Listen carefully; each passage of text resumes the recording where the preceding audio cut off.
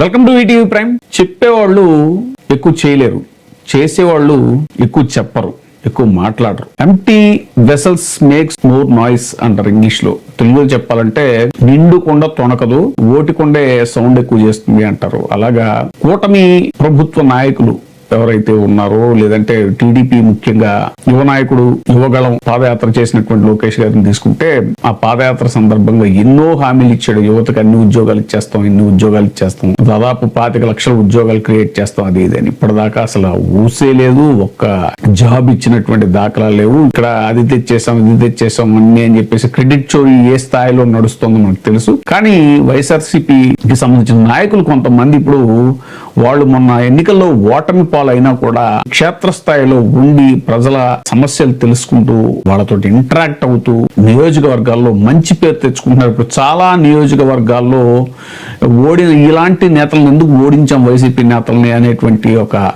అభిప్రాయం ప్రజల్లో కలుగుతుంది. చాలా స్పష్టమైన మార్పు నియోజకవర్గాల్లో వస్తుంది.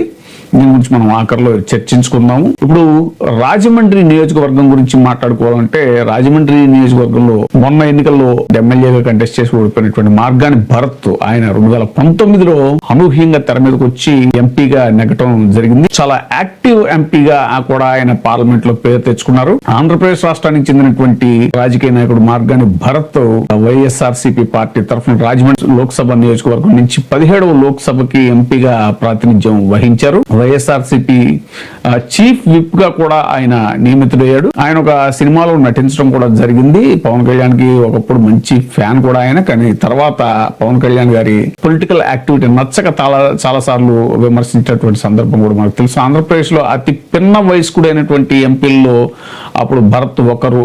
రాజన్ రచ్చబండ కార్యక్రమం ద్వారా వేలాది మంది కేసుల్ని పరిష్కరించారు. అప్పుడు నియోజకవర్గంలోని పొట్టిలంక గ్రామాన్ని దత్తత తీసుకుని కూడా అభివృద్ధి చేశారు. రాజమండ్రి 2024 సెప్టెంబర్ 27న వైసీపీ రాష్ట్ర అధికార ప్రతినిధిగా నియమితుడయ్యాడు. ఆయన భరత్ 1982 మే 12న నాగేశ్వరరావు ప్రసూన దంపతులకి జన్మించడం జరిగింది. భరత్ రాజమండ్రిలోని గోదావరి డిగ్రీ కళాశాల నుంచి పట్టభద్రుడయ్యాడు. ఆయన అమెరికాలో మేనేజ్మెంట్ గ్రాడ్యుయేట్ కూడా చేశారు. 2013 డిసెంబర్ 12న ఆయనకి వివాహం అయింది. ఇక రాజకీయ ప్రస్థానం చూసుకుంటే, చిన్నతనం నుంచే రాజకీయాల్లో భరత్ ఆయన యువ నేతగా కూడా చేయటం జరిగింది. తర్వాత వైఎస్ఆర్సీపీలో చేరి వైఎస్ఆర్ కాంగ్రెస్ పార్టీ అభ్యర్థిగా రాజమండ్రి లోక్సభ నియోజకవర్గం నుంచి పోటీ చేసి మాగంటి రూపం మీద గెలవడం జరిగింది. 1,21,634 ఓట్ల మెజార్టీతో ఆయన ఎంపీగా గెలిచాడు. 2019 జూన్ 5న YSR Congress party parliamentary party chief గా కూడా ఆయన చీఫ్ విప్ గా నియమితుడయ్యాడు. 2019 సెప్టెంబర్ 13 నుంచి 2020 సెప్టెంబర్ 12 వరకు విదేశీ వ్యవహారాల పార్లమెంటరీ స్టాండింగ్ కమిటీ సభ్యుడిగా కూడా చేశారు. 2019 అక్టోబర్ 9 నుంచి పేపర్స్ లెయిడ్ ఆఫ్ టేబుల్ సభ్యుడిగా కూడా ఆయన వ్యవహరించారు. 2020 సెప్టెంబర్ 13 నుంచి ట్రాన్స్పోర్ట్ పర్యాటకం కల్చరల్ పార్లమెంటరీ స్టాండింగ్ కమిటీ సభ్యుడిగా కూడా ఆయన ఉన్నారు. భారీ పరిశ్రమలు పబ్లిక్ ఎంటర్ప్రైజెస్ కన్సల్టేటివ్ కమిటీ సభ్యుడిగా కూడా ఉన్నారు. ఇంకా సామాజిక సేవలో కూడా చాలా ముందుంటారు. ఇప్పుడు భరత్ స్వగ్రామానికి సేవ చేయాలనే సంకల్పంతో తన తండ్రి స్థాపించినటువంటి ట్రస్ట్ ద్వారా ప్రజలకి సేవ చేస్తున్నారు. భరత్ కరోనా సమయంలో అయితే వినూత్నమైన ఆలోచనలు ఆచరణలో పెట్టి ప్రజలకు సేవ చేశారు. నియోజకవర్గ సమస్యల పరిష్కారం కోసం రాజన్న రచ్చబండ కార్యక్రమాన్ని ప్రారంభించి రాజమండ్రిలోని పార్టీ కార్యాలయంలో ప్రతి మంగళవారం కూడా కార్యక్రమాన్ని నిర్వహించడం అనేటువంటిది చేశారు. యువత హరిత పేరుతో పర్యావరణ పరిరక్షణపై అవగాహన కల్పించడంతో పాటు గ్రీన్ ఛాలెంజ్ కార్యక్రమాలను కూడా నిర్వహించడం జరిగింది. నియోజకవర్గంలోని ప్రతి కళాశాల విద్యార్థి ఒక మొక్కను దత్తత తీసుకుని ఆ మొక్కకి విద్యార్థి పేరుతో నేమ్ బోర్డు ఉంచి దాని సంరక్షణ బాధ్యతని ఆ విద్యార్థికి అప్పగించాలి అనేటువంటి కార్యక్రమాన్ని కూడా ఈయన శ్రీకారం చుట్టారు. కరోనా లాక్డౌన్ సమయంలో కరోనా రోగులకు అవసరమైనటువంటి అత్యవసర సేవలను అందించడానికి 60 మంది వాలంటీర్లతోటి సూపర్ 60 అనేటువంటి ఒక వినూత్న కార్యక్రమాన్ని కూడా మార్గాన్ని భరత్ చేపట్టడం జరిగింది. జగనన్న ఆక్సిజన్ రథ చక్రాలు, ఆక్సిజన్ ఆన్ వీల్స్ అనేటువంటి మరో వినూత్న సేవా కార్యక్రమాన్ని ప్రారంభించి కరోనా సమయంలో ఆసుపత్రులన్నీ కూడా రోగులతో నిండినప్పుడు కాన్సన్ట్రేటర్లు, సిలిండర్లతో కూడిన 2 ఆక్సిజన్ బస్సులను కూడా మార్గాన్ని భరత్ అందించడం జరిగింది. ఇవి ఆయన చేసినటువంటి విశేషమైన సేవా కార్యక్రమాలు. ఎప్పుడు ఇవన్నీ కూడా ఆయన ఎంపీగా ఉన్నప్పుడు. ఇప్పుడు ఆయన ఎమ్మెల్యేగా ఓటమి చెందిన మొన్న వేవ్లో ఆయన ఓటమి చెందారు అన్న చాలా మంది పెద్ద వైసీపీ నాయకులతో పాటు మెల్లిగా ఓటమిని జీర్ణించుకుని మళ్ళీ సేవా కార్యక్రమంలో పాల్గొంటున్నారు. నియోజకవర్గంలో రకరకాల సమస్యల మీద ఆయన పోరాటం. ఇక మనకు తెలిసిందే మెడికల్ కాలేజీలు ఇవన్నీ కూడా, మెడికల్ కాలేజీలు ఉద్యమంలో కానీ, అలాగే ఈ యువతకి ఫీజు రీయింబర్స్మెంట్, విద్యార్థులకు ఫీజు రీయింబర్స్మెంట్ విషయంలో కానీ, ప్రభుత్వాన్ని నిలదీసే విషయంలో కానీ అనేక నిరసన కార్యక్రమాల్లో వాటిలో కూడా పాల్గొనడం జరిగింది. ఎప్పుడు యాక్టివ్ గా మెయిన్ యువత మీద ఆయన ఫోకస్ చేసి యువతకి అన్ని రకాలుగా కూడా తోడ్పాటుగా ఉండాలి, యువతకి ఉద్యోగాలు కల్పన చేయాలి అనేటువంటిది ఆయన ఒక టూల్ అయింది. ఇక ఆయన ఎలక్షన్ టైంలో 2019 ఎలక్షన్ ముందు ఇచ్చినటువంటి హామీలు కూడా మోరంపూడి ఫ్లైఓవర్ నిర్మాణం, మెడికల్ కాలేజీ, అలాగే హాస్పిటల్ తీసుకొస్తాను, కంబాల్ చెరువుని చాలా అద్భుతంగా సుందరీకరణ చేయటం, అదొకటి, ఇంటర్నేషనల్ స్విమ్మింగ్ పూల్, దండి మార్చ్, ఇలాంటి ఎన్నో కార్యక్రమాలు కూడా ఆయన ఎంపీ అయిన తర్వాత సక్సెస్ఫుల్ గా అన్ని కూడా ఇచ్చిన హామీలని నెరవేర్చడం జరిగింది. ఇక మెయిన్ ఈయన ఫోకస్ నిరుద్యోగ యువతకి భారీగా ఉద్యోగాలు ఇప్పించాలి అని తాజాగా ఆయన 70 కంపెనీలకు చెందినటువంటి ప్రతినిధులను రప్పించి మార్గాని భరత్ మెగా జాబ్ మేళా అనేటువంటిది నిర్వహించారు. మంజీరా కన్వెన్షన్ సెంటర్లో రాజమండ్రి పార్లమెంటు పరిధిలోని దాదాపు 4,800 మంది నిరుద్యోగ యువకులు ఈ జాబ్ మేళాలో పాల్గొనడం జరిగింది. 70 కంపెనీలకు చెందినటువంటి ఇంటర్వ్యూలకి అభ్యర్థులు హాజరయ్యారు. 550 మందికి స్పాట్లోనే ఆఫర్ లెటర్లు కూడా ఇవ్వడం జరిగింది.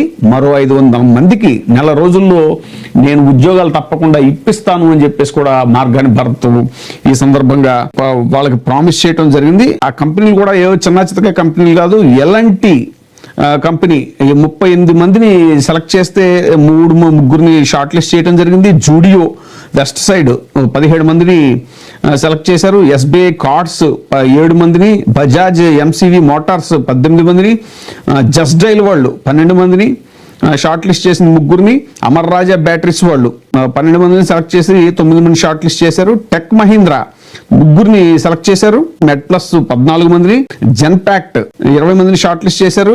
ఫ్యూచర్ ఐటీ సొల్యూషన్స్ 13 మంది, పేటిఎం 10 మందిని షార్ట్ లిస్ట్ చేశారు. హెటరో ల్యాబ్స్ వాళ్ళు 13 మందిని షార్ట్ లిస్ట్ చేశారు. అపోలో ఫార్మసీ వాళ్ళు 25 మందిని షార్ట్ లిస్ట్ చేశారు.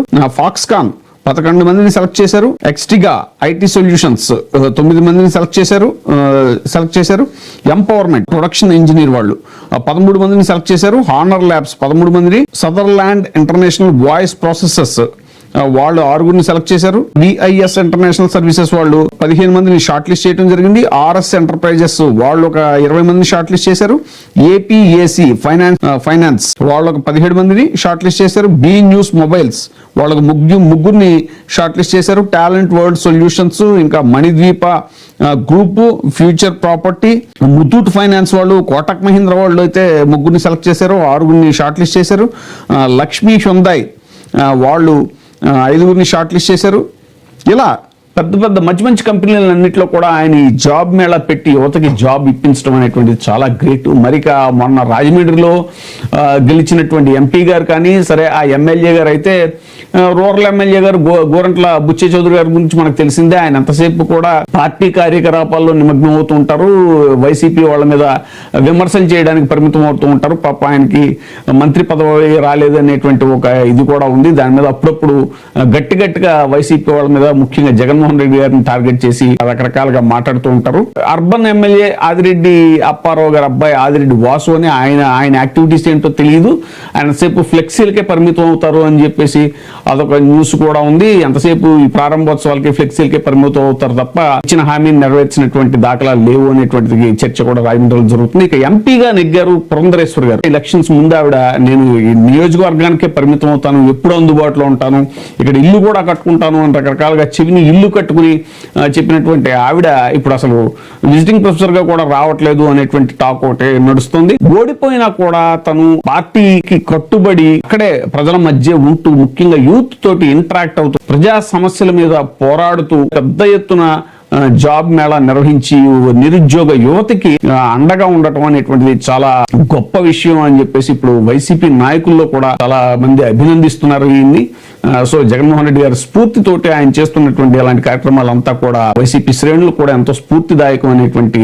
చర్చ కూడా ఇప్పుడు జరుగుతుంది. Hats off to Margani Bharat. ఇక రాష్ట్ర వ్యాప్తంగా కూడా మొన్న గెలిచిన కూటమి నాయకుల పనితీరు ఎలా ఉంది నియోజకవర్గాల్లో, అలాగే ఓడిపోయిన వైసీపీ నాయకుల యొక్క పనితీరు ఎలా ఉంది, రాష్ట్ర వ్యాప్తంగా కూడా నియోజకవర్గాల్లో ప్రజల యొక్క అభిప్రాయం మారుతోంది అనేటువంటిది ఇప్పుడు జరుగుతున్నటువంటి చర్చ. అలా అని మనం ఇప్పటికిప్పుడు ఎవరు గెలుస్తారు అనేటువంటి ఒపీనియన్ ఇదేమి చెప్పట్లేదు, కానీ బట్ ప్రజల్లో అభిప్రాయం ఎలా మారుతుంది, ఓడిన వైసీపీ నేతల పట్ల ఎందుకు వీరిని ఓడించామా అనే విధంగా ప్రజల యొక్క ఆలోచన ధోరణి మారుతోంది అనేటువంటి దానికి అనేక ఉదాహరణలు ఉన్నాయి. మనం ఒక్కొక్క నియోజకవర్గానికి సంబంధించి అసలు ఎలాంటి పరిస్థితులు నెలకొన్నాయి, ఇప్పుడు గెలిచిన నేతలు ఎలా పెర్ఫామ్ చేస్తున్నారు, అలాగే ఓడిపోయిన వైసీపీ నేతలు ఎలా పెర్ఫామ్ చేస్తున్నారు అనేటువంటి విషయాలు కూడా మనం తర్వాత వీడియోలో చర్చించుకుందాం. Thank you.